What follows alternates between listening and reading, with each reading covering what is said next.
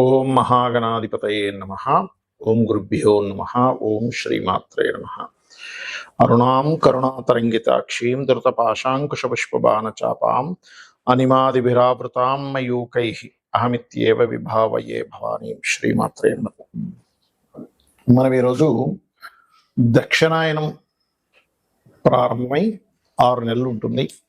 ఈ 6 నెలలు కూడా ఏ లగ్నాల వారు, లగ్నం తెలియదు రాశి వారు ఎటువంటి పరిహార మార్గం చేసుకుంటే మీ యొక్క పూర్వజన్మ కర్మలు తొలగుతాయి, అదొకటి. రెండవది, 6 నెలల్లో ఏ నెలలో ఎటువంటి కర్మలు ఆచరించాలి, అందులో ముఖ్యంగా దైవిక కర్మలు అని చెప్పేది, సహజంగా చేసుకునేటువంటి వేరు. ఇక్కడ date of birth, time, place, రాశి, నక్షత్రము, లగ్నం తెలియని వారు కూడా ఏ నెలల్లో ఈ 6 నెలలు ఎటువంటివి ఆచరిస్తే మన కర్మ తొలగుతుంది. మరియు ఇది శ్రావణ మాసం కాబట్టి శ్రావణ మాసంలో మనకి ఎవరెవరికి ఎటువంటి ఇబ్బందులు ఉన్నప్పుడు ఎటువంటి దానములు ఇచ్చినట్లయితే బాగుంటుంది అనేటువంటి విషయాలు ఇప్పుడు మనం తెలుసుకుందాం. కర్కాటక లగ్నము, కర్కాటక రాశి. ఈ యొక్క కర్కాటకంలో లగ్నం కానీ రాశిలో కానీ పుట్టిన వారికి ఈ దక్షిణాయనం అంతా కూడా మీరు చేయవలసినటువంటిది ప్రధానంగా స్కందుణ్ణి ఓం స్కందాయ నమః అనే మంత్రంతో మీరు అభిషేకం చేసినట్లయితే, అందులో ప్రధానంగా ఎవరికైనా గురుబలం తక్కువగా ఉంది, ఎందుకంటే ఇప్పుడు కర్కాటకం వారికి 12లో ఉన్నాడండి గురువు అని కొంత చూపిస్తుంటారు. కాకపోతే 12లో గురువు ఉన్నందుకు విదేశాలకు వెళ్ళి ఉన్నత విద్యల కోసం చేసే ప్రయత్నం ఫలిస్తుంది, ఏం భయపడాల్సిన పని లేదు. అదేవిధంగా కర్కాటకం వారికి 2లో ఉండేటువంటి కుజకేతువుల్లో కుజుడు జరిగిపోతున్నాడు. జూలై 28వ తేదీ నుంచి 3లోకి వెళ్తున్నాడు. ఎప్పుడైతే 3వ స్థానంలోకి వెళ్తున్నాడో అక్కడ అది ఇచ్చేటువంటి ఫలితాల్లో ముఖ్యంగా పరాక్రమ యోగాన్ని ఇస్తాడు. దానివల్ల కొంత వాగ్వివాదాలు ఎంతైనా కూడా మీకు 3లో బుధరాశుల్లో ఉండే కుజుడు కాబట్టి ఈ యొక్క విషయంలో కొంత జాగ్రత్తగా ఉంటూ వాహనాల మీద వెళ్ళేటప్పుడు మాత్రం కాస్త జాగ్రత్త పడుతూ ఉండాలి. ఇక మిగతా విషయాలు కనుక చూసుకున్నట్లయితే మీరు ఎక్కువగా ఎంత ఓం స్కందాయ నమః అనేటువంటిది ఎంత బాగా చేసుకుంటూ ఉంటే అంత చక్కటి ఫలితాలు వస్తాయి. మరియు ఇందులో ఈ సూర్య భగవానుడు ధనాధిపతి ఎప్పుడైతే ముఖ్యంగా అక్టోబర్ 15వ తేదీ నుంచి నవంబర్ 15వ తేదీ మధ్యలో సూర్య భగవానుడు ఈ రాశిలో ఉంటున్నాడు, తులారాశిలో ఉంటాడు. ఆ సమయంలో మీరు మనీ ఇచ్చేటప్పుడు ఎవరికైనా భూ సంబంధించిన, గృహ సంబంధించిన, వాహన సంబంధించిన విషయాలు ఇచ్చేటప్పుడు కొంత జాగ్రత్తగా ఉండండి. అదేవిధంగా కాస్త ఎక్కువ నీటి ప్రదేశాలు, సహజంగానే కర్కాటకం అంటేనే నీటికి సంబంధించినటువంటి లగ్నము రాశిగా చెప్తూ ఉంటారు. కాబట్టి నీటి ప్రదేశాలు, గొయ్యలు, కొన్నిసార్లు చూడండి బాగా వాటర్ ఇదైపోతూ ఉంటుంది వర్షాలు పడ్డప్పుడు. ఇటువంటి విషయాల్లో కొంత జాగ్రత్తగా ఉండాలి.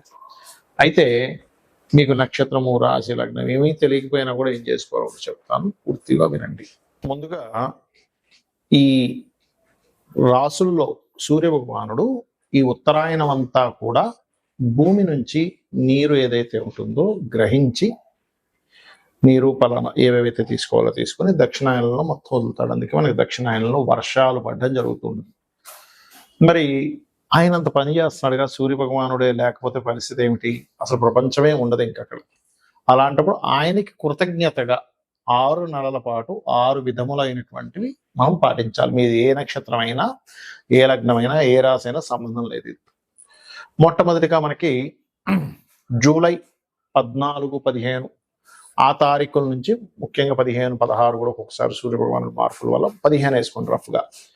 జూలై 15 నుంచి ఆగస్టు 15 మధ్యలో సూర్యుడు కర్కాటక రాశిలో ఉన్నప్పుడు ఎంత మీరు సూర్యుడికి అర్ఘ్యం వదిలితే మీ రాశి ఏదైనా, నక్షత్రం ఏదైనా మీకు అంత చక్కటి ఫలితాలు వస్తాయి. అందులో ముఖ్యంగా గండములు తొలగుతాయి, గుర్తుపెట్టుకోండి, సూర్య భగవానుడు చేసేటువంటి ఈ యొక్క ప్రక్రియ వల్ల. మరియు జల సంబంధించిన అదేవిధంగా క్షీర సంబంధించిన దానాలు ఎక్కువగా ఇస్తూ ఉండాలి. ఓకే, లేదా అన్నదానాలు ఎక్కువగా చేస్తూ ఉండాలి. గోవులకి ముల్లంగి తినిపించడం, మరియు కీరా లాంటివి తినిపించడం, ఇవి ఈ సేవలు ముఖ్యంగా జూలై 15 నుంచి ఆగస్టు 15 మధ్యలో మీకు విశేషమైనటువంటి యోగాన్ని ఇస్తుంది. ఎందుకంటే మన యొక్క పూర్వజన్మ కర్మని తొలగించేటువంటిది ఏదైతే ఉంటుందో దేవత ఆరాధనలో సూర్య భగవానుడికి ప్రధాన పాత్ర. దాని తర్వాత లలిత సహస్రనామాలు చేసుకోమని చెప్పారు. అంటే 2 ఒకటే, ఆ అమ్మవారే సూర్య రూపంలో ఉంది అక్కడ. అదేవిధంగా విష్ణు సహస్రనామాలు చేసుకునే వాళ్ళు విష్ణు సహస్రనామాలు చేసుకుంటారు. ఏదైనా ఆలయానికి వెళ్ళి సేవ చేసుకునే వాటి వల్ల కూడా తగ్గుతుంది. ఇక రెండవది ఆగస్టు 15 తేదీ నుంచి సెప్టెంబర్ 15వ తేదీ మధ్యలో ఎంత సూర్య నమస్కారాలు చేసుకోవడము. అయితే ఇందులో రెగ్యులర్గా చేసే ఈ 6 నెలల్లో కూడా సూర్యుని వదిలిపెట్టకూడదు ఎక్కడా కూడా. మరియు గణపతి యొక్క ఆరాధన, సూర్య రాశుల్లో కేతు ఉన్నాడు కాబట్టి ఖచ్చితంగా పాటించాలి, గుర్తుపెట్టుకోండి.